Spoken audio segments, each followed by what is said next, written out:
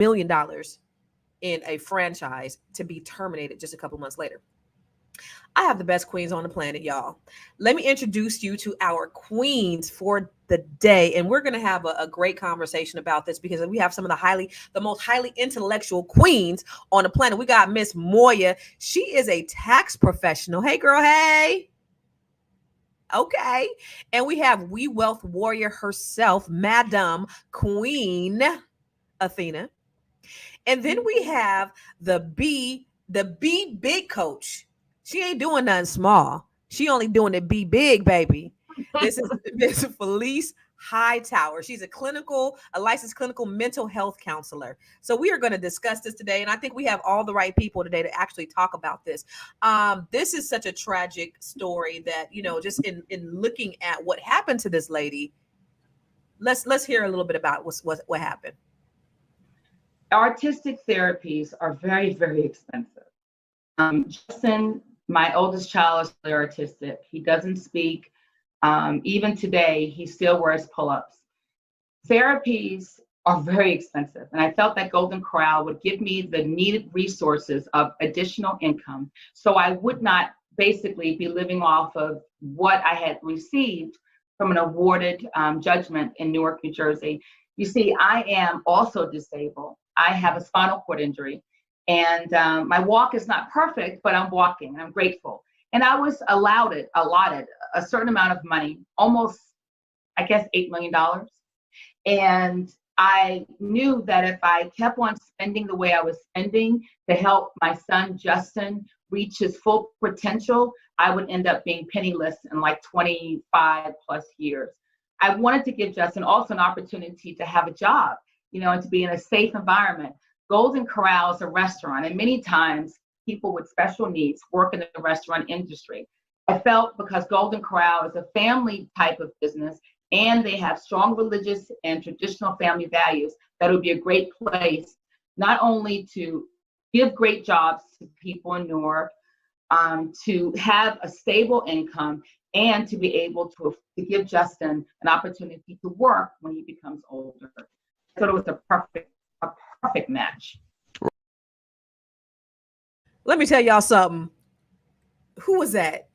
Original First Mother said exactly my sentiments, y'all. Go ahead and put that on the thing. She said, listen, I'd be in jail or hell with my money like that. I would be in jail or hell. $9.8 million.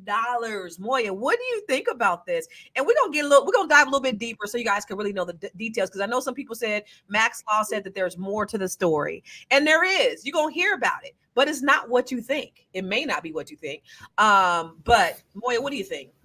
Yeah. So, I thought the same thing as Max Law. I thought wait, this doesn't really sound right. What's all happening here?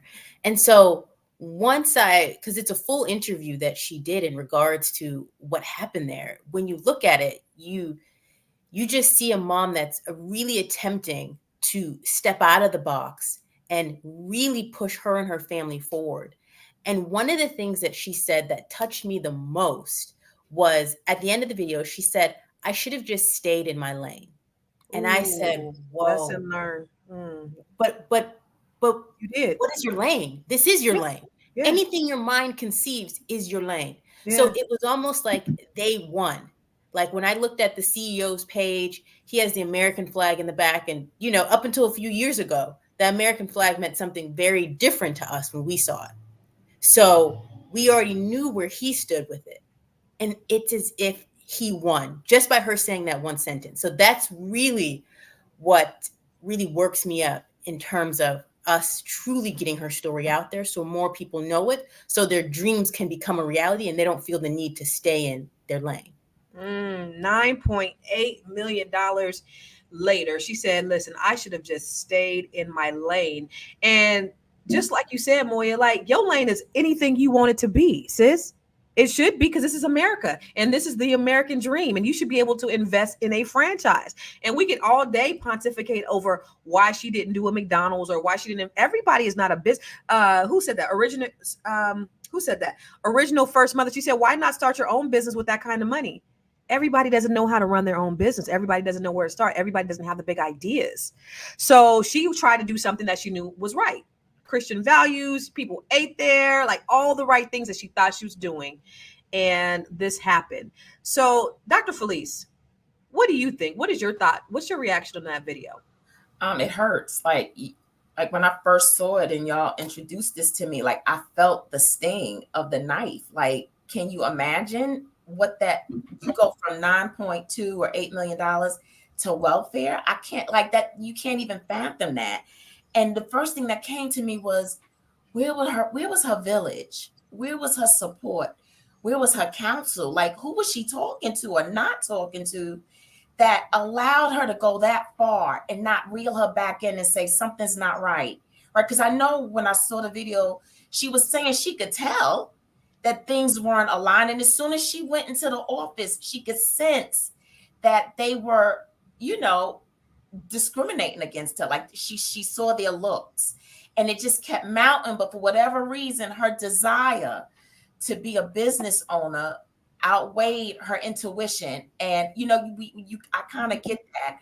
And honestly, she really wasn't in, like you said, wasn't not in her lane, but because it's very wise to buy into something that's already established, right? It's hard to start from scratch. So she was actually trying to go above, like go past some steps and start something that was already established. But for that to have failed so monumentally, like I can't imagine, I would, like that's therapy 101. Like she really needs to be seeing somebody for the trauma, all that discrimination, microaggression, racism that she experienced.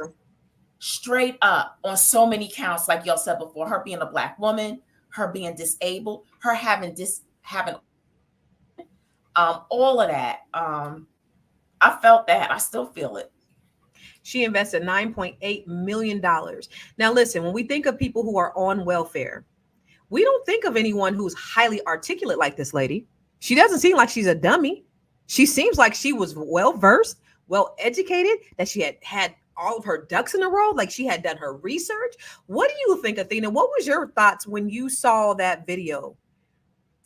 My first initial thoughts, well, I didn't see the video at first. I saw the meme of the 9.8 million. I'm like, oh my God, I've had all these judgments about it. I'm like, how could you lose 10 million? But when I watched the video, I was very impressed. She was very articulate. I think the only mistake she said this in the video that she made was that trusting white people. No, I'm just kidding. Go ahead. That was probably one of the mistakes for real though, Constance. But one of the mistakes was really putting all that much money into something that was new to her versus her publishing company that she knew. Like maybe she should have put it into that. But when I listened to the facts that she presented, she was definitely clearly a victim of discrimination on several levels. She was a woman. They had said that they advised her to have male partners. She was Black, so we already know the racial was in there. And the sexist. Sexist, right? I remember in my Women in Entrepreneurship program with Bank of America and Cornell, that was one of the first lessons they said about expectations of women. You can't do that.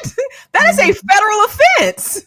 So I hope she rakes them clean. But in the video, I watched the whole thing. The issue is when you are suing a company like Golden Corral that has millions of dollars in their war chest, it is very difficult to see that into fruition. So in the meantime, she has to rely on food stamps and these other government programs, which they are there for a reason. She is using them in the way that they're meant to be used to supplement for herself and her autistic children. Mm-hmm. And here's what I really want to outline here. Just a few. Can y'all hear me? Oh, I really want to outline here just a few highlights, from this video. This lady has autistic children. She has 2 autistic children, like you all said, okay? And therapy for them is extremely expensive. So she said, you know what, rather me keep paying for this money, because she was investing in her kids. She believed that a franchise would be a legacy for her children, that she was building something that was sustainable, that would go well beyond her life, her children's life, and something that she could create true freedom from. Okay. She didn't accept the bigotry and the hatred and the prejudice. She wanted to rise above that. The other thing I want you guys to notice is that she wanted to have a store there in Newark, New Jersey, but instead, Newark, New Jersey now, What's the demographic of Newark, New Jersey? Instead, they blocked it and said she had to open it in New York, 80 miles away. What's it, Poughkeepsie? At from her requested location. It's not a community of Black people who they wanted to serve, right? She's a single mother, and she said she just wanted to take care of her kids. She's also disabled, y'all. So she got this $9.8 million lawsuit, or she got a lawsuit, and she invested in something that she thought was going to go well beyond her. And she wanted to work in a safe environment, and she thought it was going to be job security. And she picked Golden Corral. Many of you say, well, why Golden Corral? Well, she said this is a place that hires disabled people. So being that she has 2 disabled sons, she's disabled herself, it was the model for her, and it was something that she really believed in. She really believed in what they were doing. Unfortunately, they didn't believe in her as a Black woman. So, what do you think? I know we're all entrepreneurs, right? Have you guys ever encountered like obstacles with being business owners? I know, when I was in California, I was in a town that was not very business friendly, period, across the board. They would, it was like a mob mentality. But I certainly faced a lot of discrimination when it came to the city and doing different things and trying to build and things like that. And I knew that it was because, one, I'm Black, and number 2, I'm a woman. Also, when you're in an area, and this is the reason why I'm so in love with the DMV, is because there's a lot of Black business owners here. Like, I could work and make money with people who look like me. There, it was a little bit more challenging. Now, I built the largest Black-owned real estate firm in California. However, people who were not Black, I have mostly 90% Black people. I had other people, but the other people who were not Black that worked for me, people were asking, well, why are you working with that Black company? Now, because I made more money here than I've ever made anywhere else. Even though I'm a top producer everywhere else, I made more money. Constance knows her stuff. She gives us tools. She inspires us. She knows how to build our businesses. But white people wouldn't work for me simply because of the color of my skin. So have you guys had those situations where you ever were discriminated against with your business or anything like that, Dr. B Big Felice? How far back you want to go? Name one time name one, right. Then and that's important, because if it's not because we're a woman, it's because we're Black, right? And then here's the thing that I know to be true is that average is not good enough. You got to be excellent to be good. In order to be good, you can't be average. You got to be good in order to be average. You got to run faster, jump higher, work harder than everybody else. And that's the unfortunate thing, but that's the task that we take on as Black women, Black entrepreneurs, period. So, Dr. Felice, what's a time that you can think that stands out for you where you've had to face discrimination as a business owner? Well, I was in the 3rd grade and I had a teacher. I was one of the only Black students in my class, and I had a white teacher slap me because she believed that I caused the class to laugh. Wait, she slapped you? Yes, ma'am. And your mama didn't come whoop her ass? Oh, no, my mom came up there and she made her apologize to me in front of because somebody would have got an ass whooping. And so I'd have been, what'd she say, jail or hell? That's what I'd have been, but go ahead. So how far back? And then, when I was in corporate America, before I became a therapist, I experienced a lot of microaggression, right? A lot of frustration, which also provided me with some good self-imposed imposter syndrome, because then you start to question your confidence, your self-esteem, whether or not I really supposed, like we said earlier, am I supposed to be in this lane? But for different reasons, right? I was smart enough, but it just wasn't my lane because that wasn't my lane, but not because I wasn't supposed to be there. And so, yes, I experienced it, throughout my life. And it's unfortunate that that's a story that travels with us in our journey, right? In America, where it's nothing but a big melting pot. Our whole history is about being a melting pot, right? And so, yeah, so I can actually, that's why her story hurts so much. And it's probably very triggering for a lot of people to hear her story. Yeah. I mean, you set out to do what you need to do to invest, and then this happens. It's like, God, y'all just don't want us to be successful at all. You don't want to level the playing field. You don't want equity. You don't want us to advance in any way. And I think a lot of these corporations have been used to getting away with it for so long that they just think, just like police officers, let me go ahead and shoot this brother, because we shoot them all the time anyway. We don't never get caught. And then when they get caught, they're like, whoa, and that's the reason why it comes so easy for them to do that, is because they're used to doing that. Athena, any time for you that you felt discriminated against in your business as a Black business owner?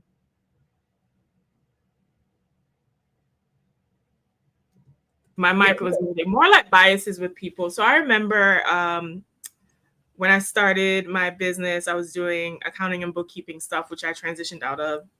But I would go to these like networking events, and I met this Jewish couple. They were enrolled agents, right? So we were gonna go and have like a symbiotic mutual, because I don't do tax stuff, not because I can't, I just don't like that type of work.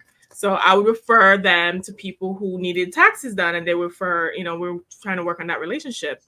So I'm thinking, everything is all good. But then when I went to the actual to meet with them, they blindsided me and say, oh, we tried to look you up and we didn't see your name as far as like being licensed and all this other stuff. These people are trying to like check me like I wasn't legit.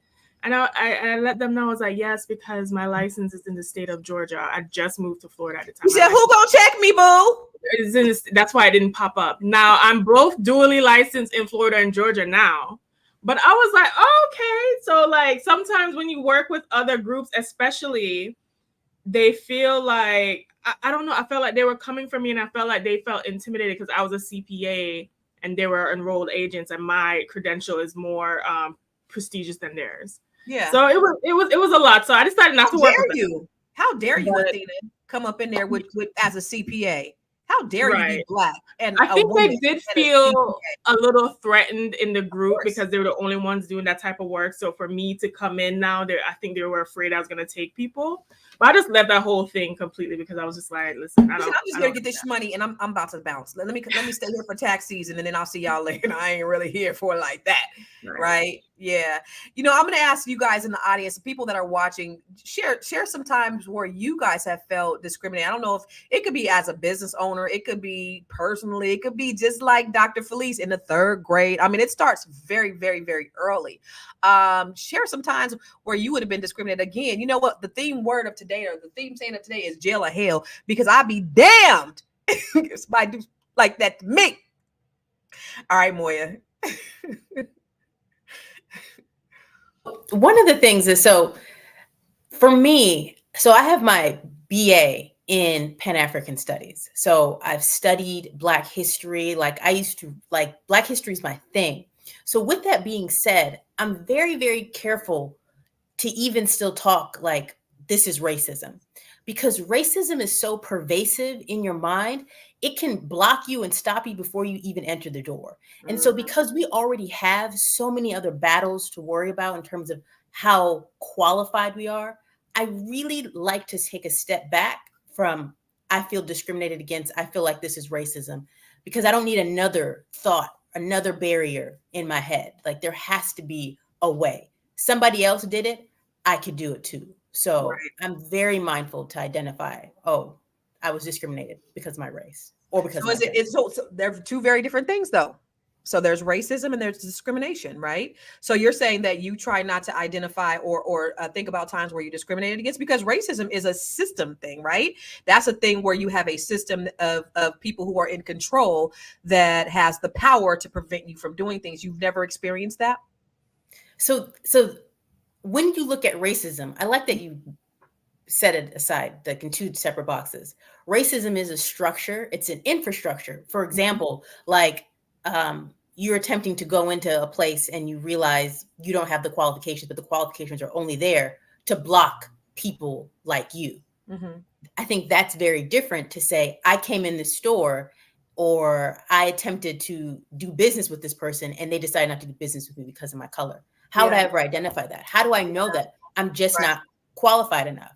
How do I know that? For like in Athena's case, how do they know that the people that they want to refer her, they want to know how are we going to refer you? What do we have to stand on to know that you can really do what you said you can do? Right. How can you separate the two? Understood. And I appreciate because I think it's probably used a little bit more than it should be used. But this right here is a very clear case of racism, discrimination, prejudice. You trying to block me and everything else. I want to look at the slides though, and just kind of just go through the timeline of what's happened with this poor young lady.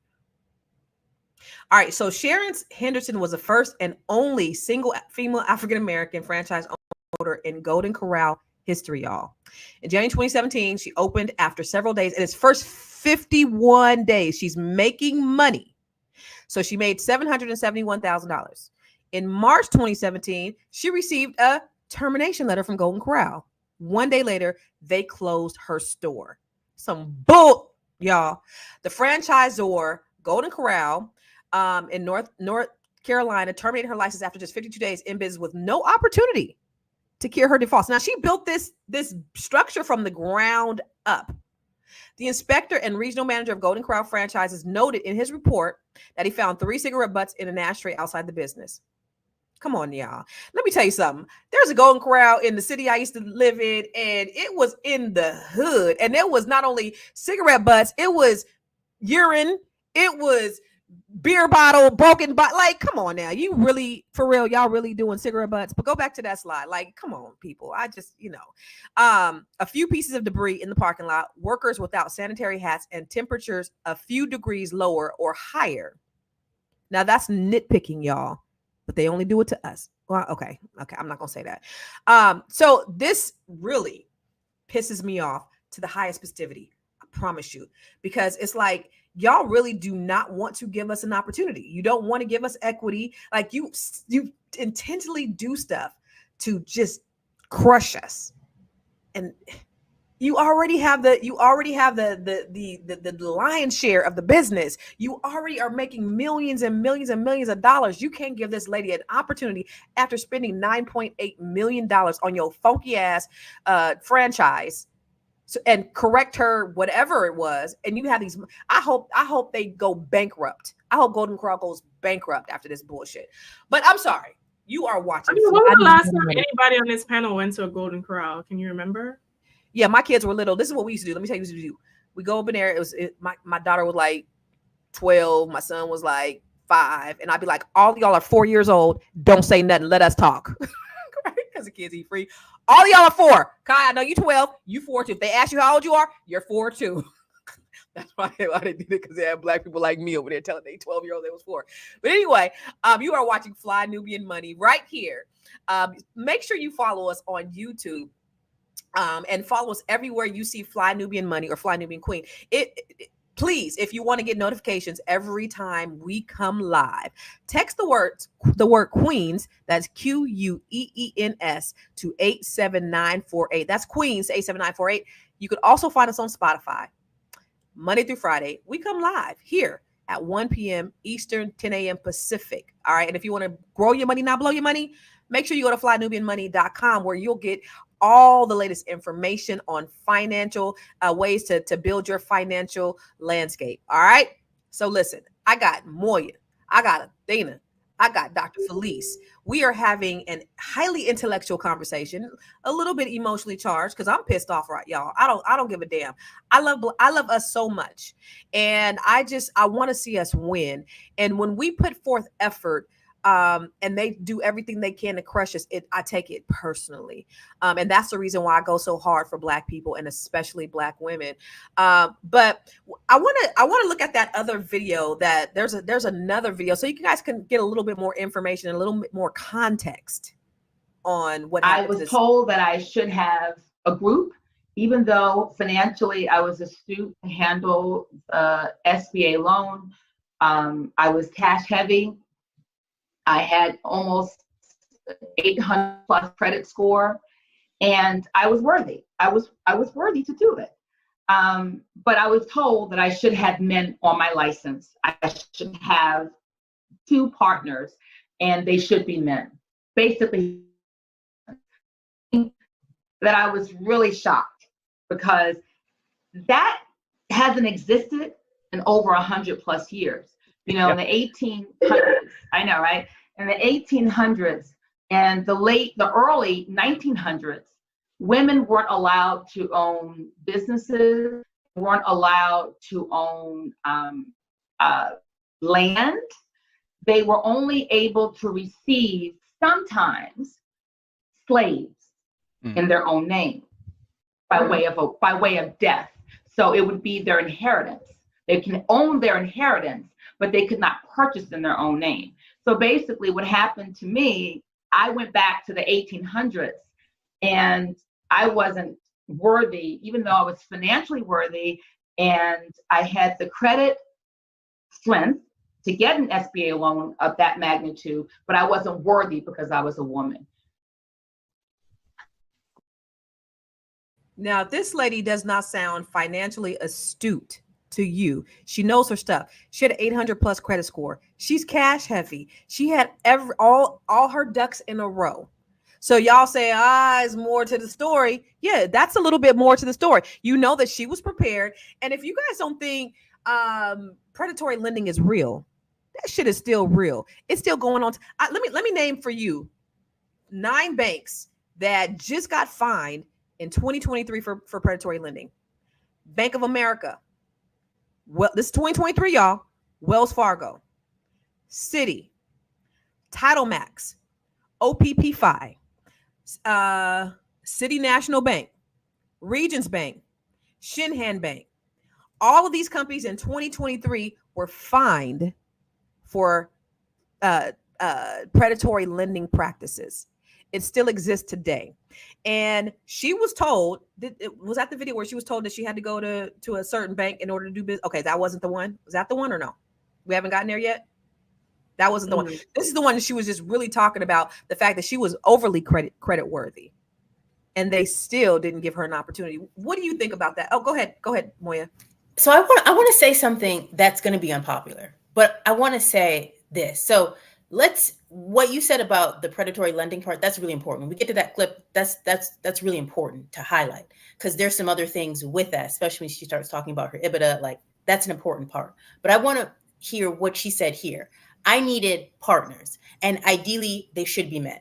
Now, the should be men part, I find it interesting because, so she's a single mom with 2 kids who are special needs. We know, especially if you're a working mom, your role as a mom. So if she got other partners on there that were women, and we know all that it takes to put on a business, especially to have it successful, it requires hours. There's a level of a learning curve that takes so long when you're really starting out. So you need, and just the way that our society is set up, men have that liberty to come in and out. Like, in terms of, they don't have this needed role in a family like a mom does. So with that being said, who was going to be in the business working these long hours to make sure that it's running and operating in the way that it needs to happen? Like, who else is going to do that, especially understanding that she has 2 kids that are special needs? I understand that, but you can't determine that has to be a man, though, Moya. You can't say a woman is not capable. All women don't have families. All women don't have kids. So to say you need partners, okay, I understand that. But to say you need men partners, no, you can't do that. Number one. Number two, she could have an operations manager, which some people do. She could have employees that are doing all of that work. And she had managers and employees. She had a manager. The manager went in there, was invited by Golden Corral, and he went and upped the orders to $20,000. And they couldn't even use the food because it had to go in the fridge, and then it went bad. So this was their person. This your people. There's a person they sent, so it's their fault. Your man's. Yeah, this your man. So, but I do see the part of her needing support. Like, do we not? Yeah, sure. But you can't say it has to be a man, though. And that's the thing. And that's actually the thing that's illegal, is you cannot say that it has to be a certain gender. What do you think, Dr. Felice? In the beginning, I asked you, where was her village? Where was her support, right? Where was her counsel? That's what I'm thinking about. But I don't necessarily think that it had to be men, right? It could be anybody who's competent and who believed in her vision to help her to get where she wanted to go. And so I agree, it didn't have to be men, but she did need some support. And or at least a sounding board to say, hey, does this sound right to you? To kind of reel her in so that intuition that was hitting her gut, she could say, somebody to confirm, this isn't right. Let's talk to somebody, or let's possibly go a different route, or you need to pull out. That's my thing with her, is that she didn't have any wise counsel to reel her in when she was coming up against these obstacles, to say, you need to jump ship here, to save whatever money you have left and not give it to them. But this is what I believe. I believe that this is all going to work out for her good. And you got to be careful about what seeds you sow, right? No matter what your intentions are, you got to be careful, because now, because of what you did and whatever your intent was, you're going to pay triple for what she did. I think it's going to come out for her good. And I'm so happy. I hope so. No, I believe so. We all going to believe for her and stand in agreement that she's going to get everything that's owed to her and her due. That's what I believe. I appreciate that, and I pray that she will too. But I just work for me working. And of course, they don't always come out the way you think it will. Love Matter says, "Okay, we still need men. Don't stray, please. We ain't saying we don't need no men, sweetheart, baby girl. We not saying we don't need men. We absolutely need men. I need a strong Black man, but I'm saying he doesn't need to be in my business. That's all I'm saying. It's not a requirement." Athena, what do you think about the video? I know you have a lot because you did a lot of research on this one too. Yes. At every turn, at every corner where she listed in the video, she was being strong-armed by Golden Corral.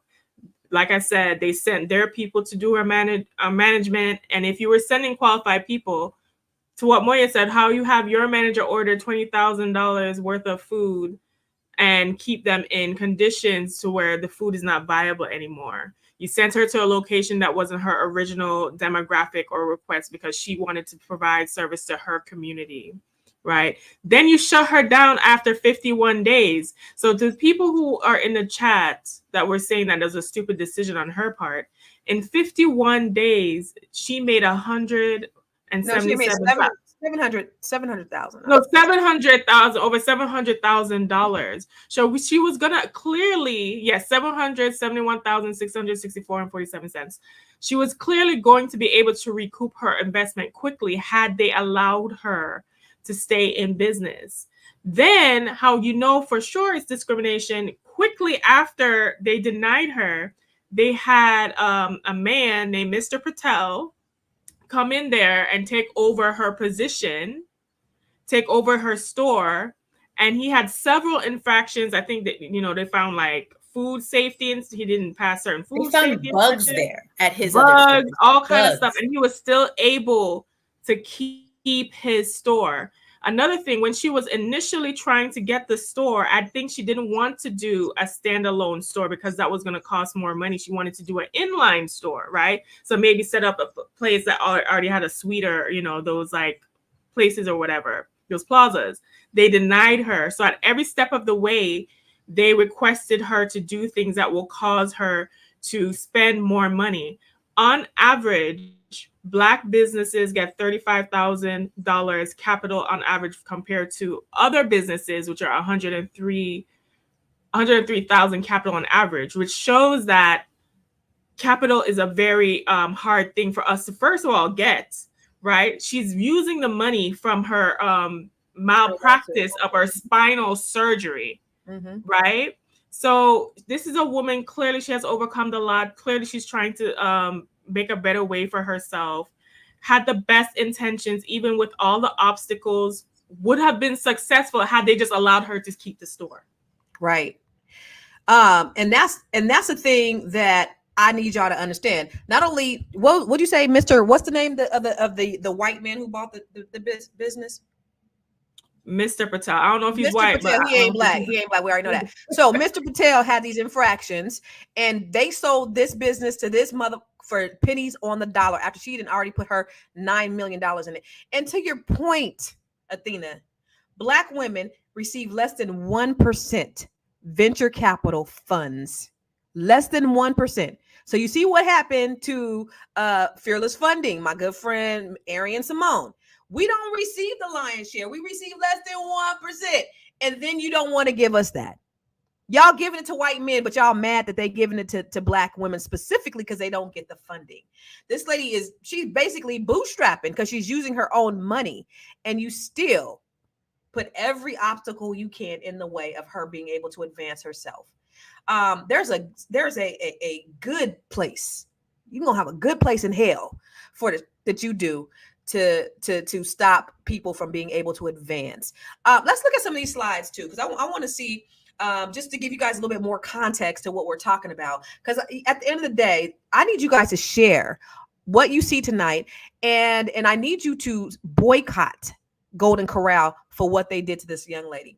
It took her 4 years and $3 million to open her Golden Corral in Poughkeepsie. It took franchisor Golden Corral Systems 51 days to terminate her franchise. That beautiful building that she had just built, with no revenue from her closed Golden Corral, TD Bank foreclosed on her house and left the disabled mother of 2 penniless, and on food stamps. McFadden, I'm gonna have to curse today because I can't do it. I just get so upset. I take this shit personal. I really do, because every time, and this happens, this has happened to us as a community. When they say that racism, because y'all know when Kamala gets into office, they gonna do just like they did with Obama. Racism is dead. There's no more. Y'all got a black president. Y'all got a black woman president. Racism don't exist no more. And we see things like this on a daily basis. Businesses or the power, the people that power, because that is racist, because they were a power structure. They had the power to prevent her. Because what is racism? It's an infrastructure. It's a structure. They had the power to stop her from doing certain things. They had the power to stop her from prospering in her business. So listen to this. She said when she met the senior vice president of franchise, they were shocked to see that she was black, disabled, and pregnant. She said the person told her that she had to have partners in the business, and it shouldn't just be her. Understand, she needs accountability. I love what you said. She said that she had the money, she had the credit, she has the licenses, but she was ready to go. You ever had, let me ask y'all this question. You ever talk, I don't know you, Moya, because that accent you got right there, I know you be fooling them all the time. They don't know is she Indian? Who is this person that we're talking to? So have you ever had a time where you was on the phone? Hey, this is Constance Carter. Yes, yes, I would love that job. Yes, I would love that opportunity. Do you mind it? Okay, can we meet? And then you walk your black ass up in there and they like, okay. Yeah.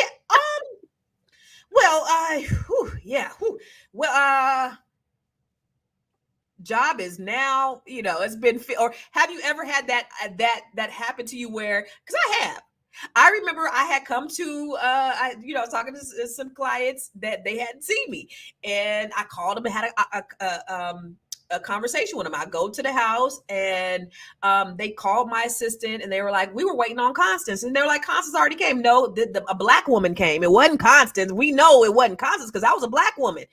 Have you guys ever had that at any experience like that when you talk on the phone, but then you show your black ass up and they don't expect you? Not that they've done anything, but it just kind of shocked them a little bit. You ever had that, Moya? Athena, Dr. Fleece? I'm gonna let you. I mean, so I can't confirm that. I can't confirm if I've ever been like discriminated against because of that, because I know when I applied for things like work, Athena Gardner CPA, there's nothing about my name or my credentials that would say, oh, this is a black person. But when I walk in and they see me, it's like, you can kind of tell, but I can't, like Moya said, I can't really pinpoint that on race alone. But I know they don't expect to see me.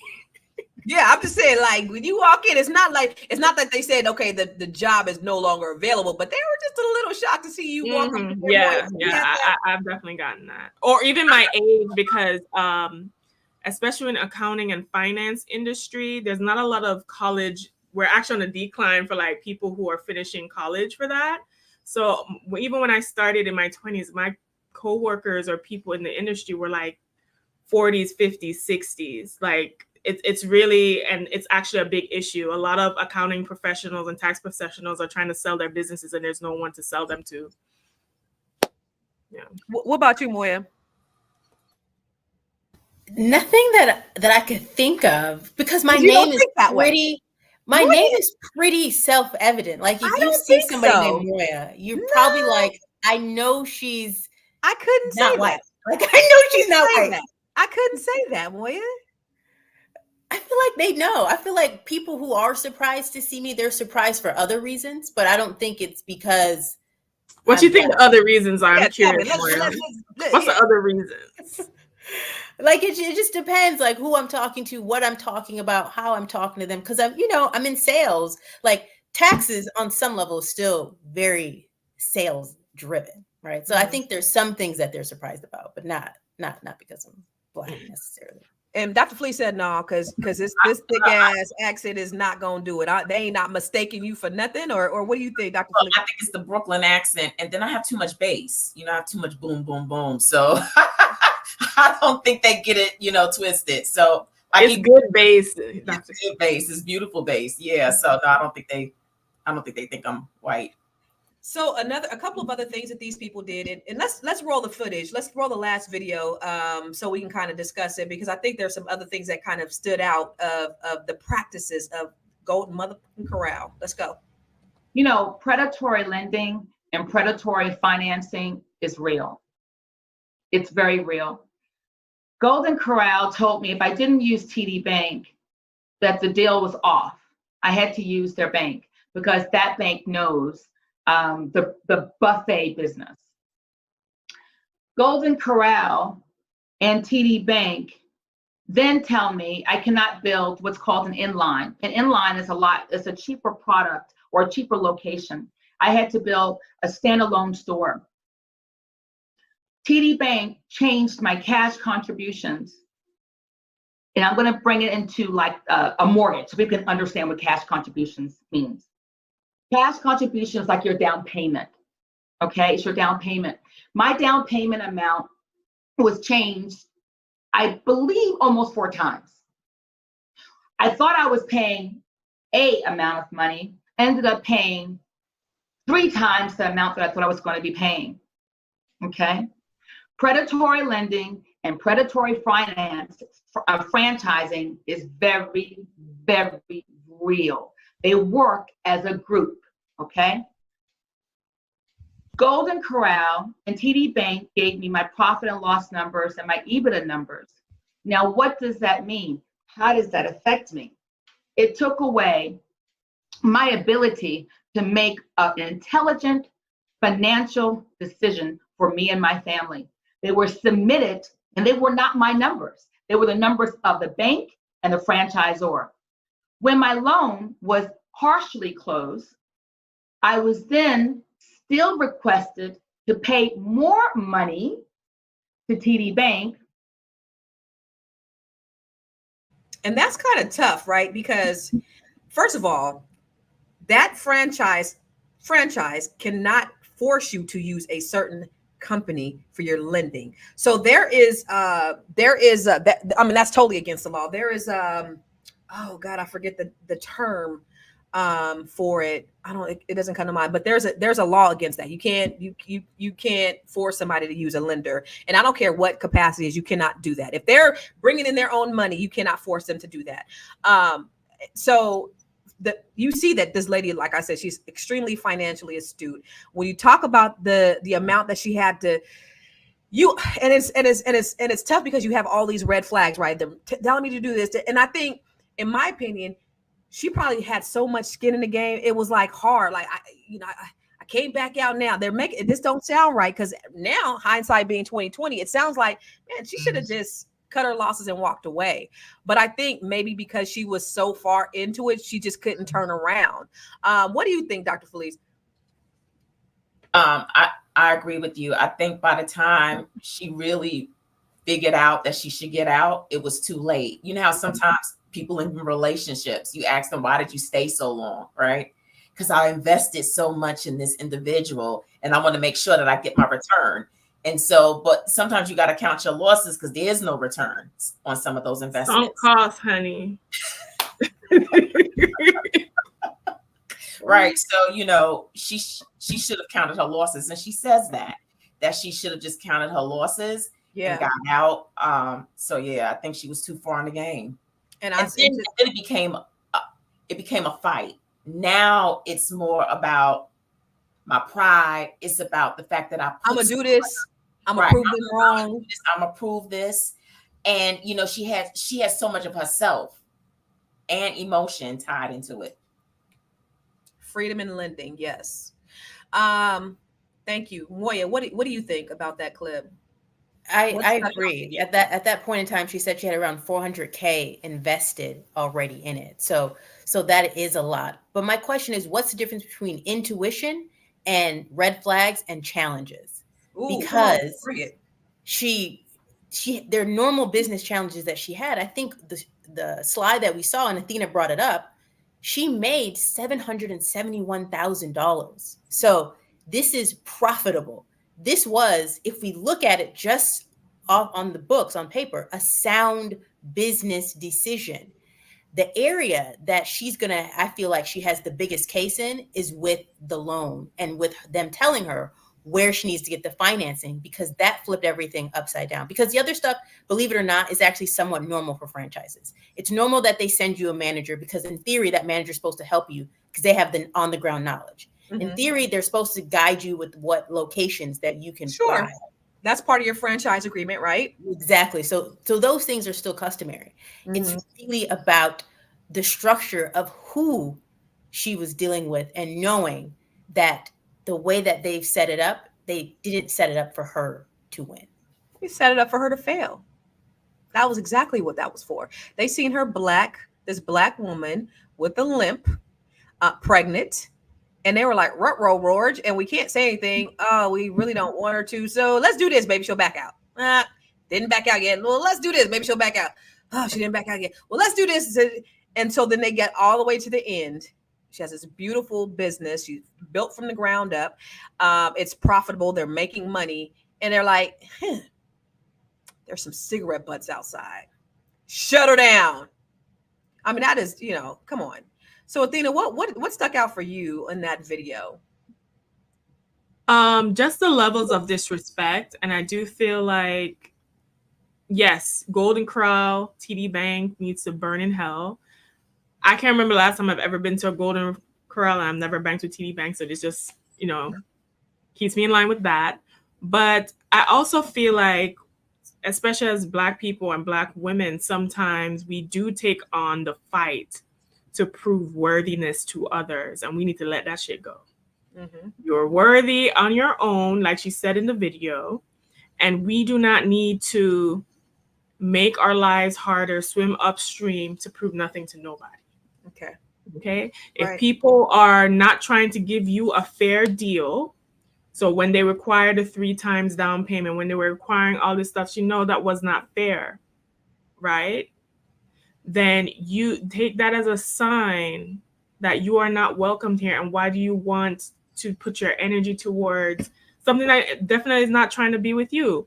If you go on franchisedirect.com, there's a listings of thousands of franchises, all different from 10,000 up, that she could have picked. But she felt like this one was in alignment with her core values. It's a Christian company. But how much in line with your core values when they advertising that they're in line with your core values? That's what she thought when she did her research. Yeah, the reality of them is showing you that they're not.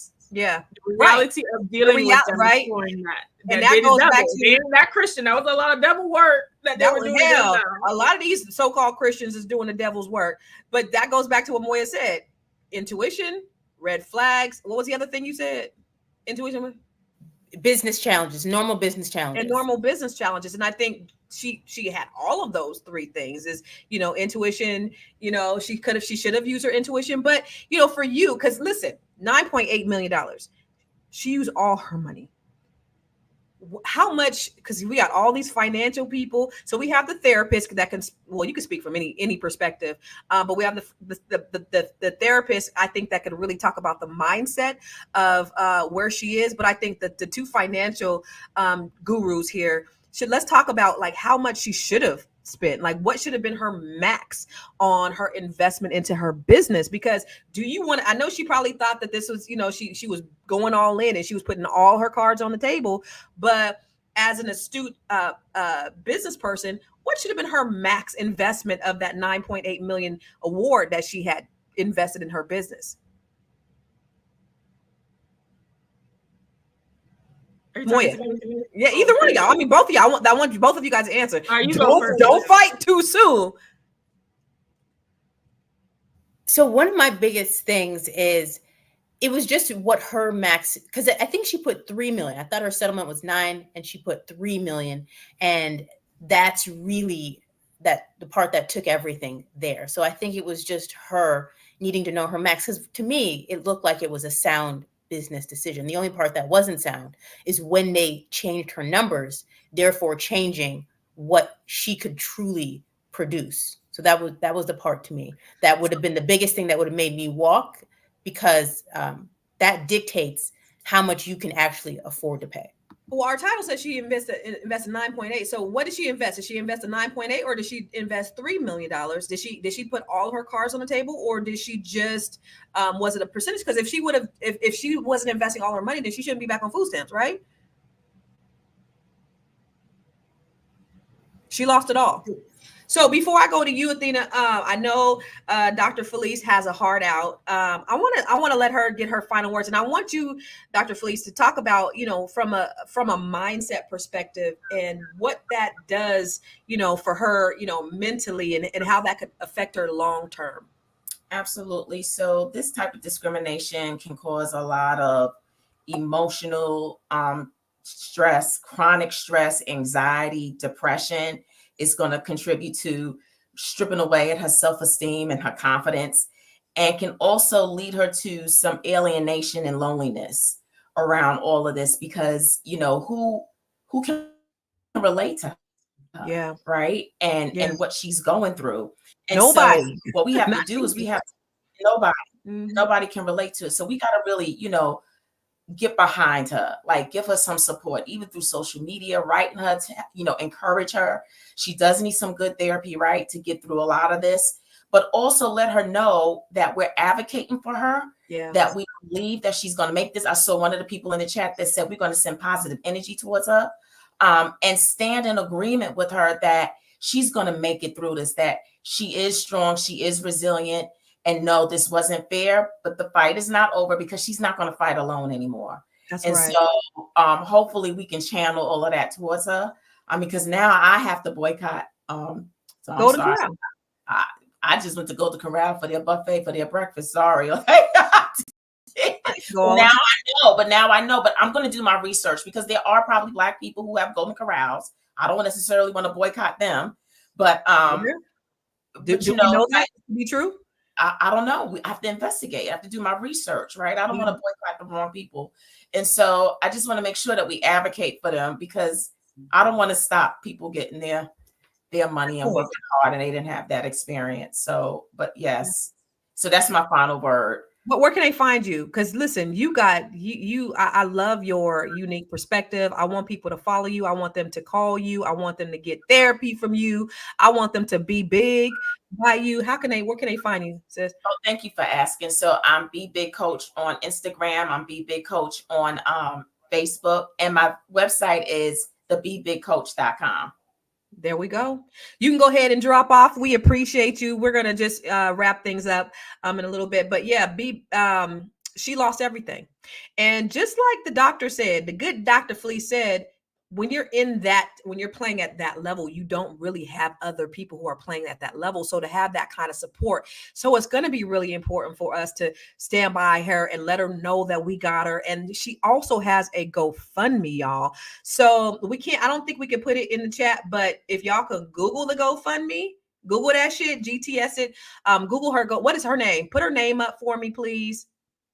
I can't hear you, Athena. Put her name up for me. Oh, we can put it in the chat. We can? All right, put it in the chat. We can put it in the chat. Or we cannot. So what's her name? Can somebody put her name in the chat? I can't hear you, Athena.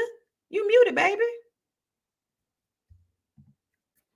Okay, so can you put that in the, or can you make a banner with her name on it so that everybody could Google it, or put the GoFundMe in there if we're able to, if we're able to do the GoFundMe, or if we're not able to do the GoFundMe, put her name. I can't hear you, Athena. But you're right, Big Mac. And I see you and Athena over here flirting, so I don't know what the hell going on between y'all. But I know ever since he came on there, y'all been rolling real tough. Anyway, Be Big said it was an expensive learning lesson for. Oh, okay. She probably was having some technical difficulties. It was an expensive learning lesson. And I think that's true.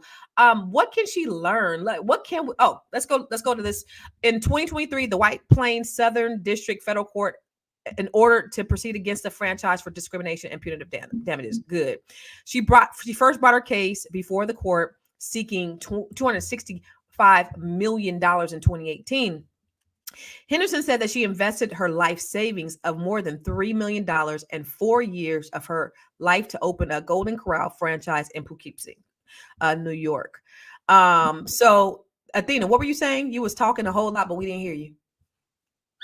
So basically the name of her just go on, if you type in Google GoFundMe and you type in franchise nightmares, you'll see her GoFundMe come up. That's or Sharon's Henderson, y'all. Or Sharon's Henderson's GoFundMe, and it will pop up. I'm just gonna put it. She's only trying to raise $10,000, and she has only raised half of that. So put her name at least up on there so that we can see it. And you guys, I want you to do me a favor. I want you to boycott. And I want you to tweet. This is going to be important because a lot of times when I've had issues with companies, they don't like this public scrutiny. And if you tweet them, about Golden Corral's discriminatory practice against Sharon Henderson, they will hear you loud and clear. They don't like that shit. So and TD Bank as well. So I would definitely encourage you all to tweet them. I would definitely, and I wouldn't encourage you to, give them bad reviews on different franchises because they have different owners. So you kind of don't want to mess with that because we don't know about other people's businesses. But I would certainly tweet these companies to let them know that you know what happened and that you are boycotting and you will no longer do business with them. So make sure that you share this information with your people because people need to understand what's going out there. Predatory lending is real. Discrimination against people of color is extremely real. And we want to bring awareness to that. And that's the reason why we're here today. We're going to go ahead and get up out of here. Moya, what are your final thoughts? I think what we have to do is what Dr. Felice said, is really stand with her in this moment. So that way she knows that she has a support group out there, and we have to go ahead and really donate. We have to donate so that way we can help her during this time that she really took a chance. Yeah. We want to reward people who take chances. I agree. And if you don't have the money, if you don't got $5, $10, $1, share. There is non-monetary ways that you can actually help this lady. We need to get the word out because if you can't do it, somebody else may be able to. So thank you for that. Athena, what do you think? My final thoughts are this. I think that we should, read the tea leaves of situations and not try to assert ourselves in places that clearly don't know or value us as people. And also look into ways that we can support ourselves and find the spaces where we are supported. We are worthy on our own. We do not need to go through a fight to prove anything to qualify for the unqualified anyway. Boom, boom, boom, boom, boom. Dr. Where can we find you guys? Because I don't think you said anything, Moya, where they can find you and Athena. Yes. So for me, it's Moya.Business on Instagram. The one thing I do want to highlight, though, is that it's important for us to still go out there and, like I said, take chances and be willing to be the first. When you're willing to be the first, it's going to be difficult. It's going to be challenging. They might not want you there. All of those things still might be true, and you still need to do it because it's still necessary, because you open up a place, you open up a wedge in that door so other people can walk through it. So I just don't want us to push fear in terms of if that space is not clearly designated for us, I'm not able to go there. No, every space is designated and we need to go there and we need to just go through the challenges. And when they mess up, that's when we have a legal system that can also rectify it. Thank you for that. Thank you for that. Because we do need to still try, still invest, still go after our dreams regardless. Athena, where can they find you, baby? All right. So if you want to connect with me, you can find me. Dramatic. Go ahead, girl. I am dramatic. At We Wealth Women on all social media, but especially Facebook, Instagram, TikTok, and YouTube. My website is wewealthwomen.com, and you can listen to me on the We Wealth Women podcast on Apple, Spotify, and iHeart. Thank you. I say go to where you are celebrated and not tolerated. It reminds me of the folks who marched for us and they sat at those counters for us. And I appreciate you, Moya, for saying go after it anyway. Open up that door, let other people in, and we should. But sometimes it's not the best thing to work or to try to get the attention of people who really don't want you there. When I remember I seen a documentary and this man said, after we ate that nasty ass food, we said, you mean to tell me we die for this shit? So I say this, you have more power in the palm of your hands than they had when they put the man on the moon. Information is out there. Google is your best friend. So just do your research. It doesn't mean, don't go after it. I love what Moya said about that. Go for your dreams, but just make sure you take, calculated risk. Take a risk, please. That's the only way that you're going to be able to stretch yourself and grow yourself, but take calculated risks. If you are not very financially astute, or if you don't have the business acumen, get with coaches, mentors, and trainers who can actually help guide and lead you. Go with people, just like Big Mac said, Athena's boyfriend, he said, talk to other people who have Golden Corral franchises out there. There might be somebody else who could have mentored her through the process. And that's what we really have to look at, ladies and gentlemen, is just you can't do this all on our own. And that's the reason why we're so we encourage you so much to try to work with people, especially people who look like you. That African proverb that I will say it, my daughter be like, Mama, you always say that. People gonna get tired of hearing it, but it's the truth. If you want to go fast, go alone. But if you want to go far, you got to go together. We got to get with people, like-minded people. Join my Net 7 collective. I'm teaching Black women how to run businesses, but you got to you got to be with like-minded people who are going in the same direction as you. And if you don't know, of course, you don't want to be the smartest in the room. Get somebody else who know a little bit more than you. Okay. Where can you find me? Everywhere. I am Constance Carter. Follow me on Instagram, Facebook, and YouTube. And then you can even check me out on my website, ConstanceCarter.com. But I just love to see Black people win. And that's why I take this shit personal, because that right there, this is what we faced since the inception of this country. And this is the reason why I know that we need to work together, because they can't kill us all. You can kill us individually, but you can't kill us collectively. And we're not going to let them do it. So thank you guys for tuning in today to Fly Nubian Money. And you will see us tomorrow, Monday through Friday, same time, same bat channel. Big Mac, I am absolutely out of control. I'm going to call it like I see it, brother. We'll see you later. Peace.